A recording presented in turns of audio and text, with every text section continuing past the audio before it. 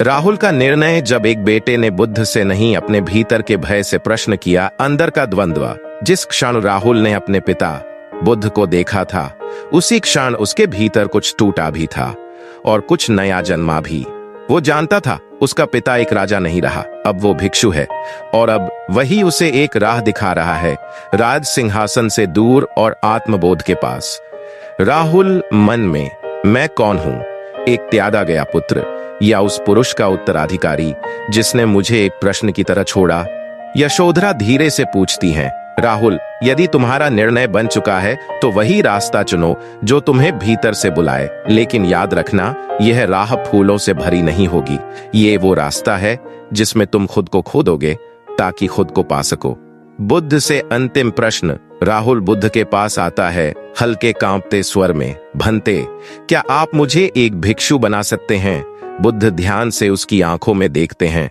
राहुल, एक भिक्षु बनने के लिए सिर के बाल मुंडवाना ही पर्याप्त नहीं, तुम्हें मोह त्यागना होगा, और सबसे पहले अपने भीतर के उस राहुल को जो पिता की छाया खोजता है। राहुल धीरे से पूछता है, क्या आप फिर से मुझे छोड़ देंगे गुरु बनकर? बुद्ध मुस्कुराते हैं, नहीं बेटा, अब मैं तुम्हें अपने जैसा बना दूंगा ताकि जब मैं ना रहूं तब भी तुम जलते रहो, दीप बनकर।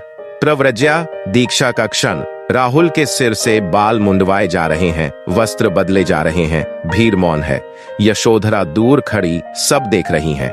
बुद्ध, राहुल, आज से तू राजकुमार नहीं, तू ज्ञान का पथिक है। तू मेरे पुत्र से अधिक अब स्वयं का गुरु है। आनंद पीछे से देख रहा है, उसकी आंखों में गर्व है। यशोधरा आंखों में आंसू लिए, मैंने एक पुत्र को जन्म दिया था, लेकिन आज मैं उसे मुक्त कर रही हूं। पहला प्रवचन। राहुल बुद्ध के साथ अन्य शिष्यों में बैठता है। बुद्ध बोलते हैं, लेकिन राहुल सुनता नहीं, वो बस अपने भीतर उतर रहा है। कई बार ज्ञान शब्दों से नहीं, मौन से उतरता है, और उस दिन राहुल को सबसे पहला पाठ मिला, स्वीकृति का।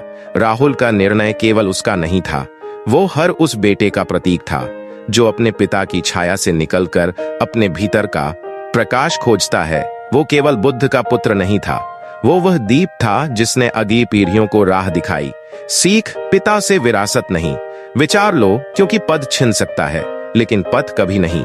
दोस्तों, भगवान बुद्ध से जुड़ी ऐसे ही रोचक, प्रेरणादायक और उनके जीवन से जुड़ी सच्ची कहानी सुनने के लिए इस वीडियो को लाइक करें, शेयर करें और हमारे इस चैनल को सब्सक्राइब करें। जय भीम, नमो बुद्धाय।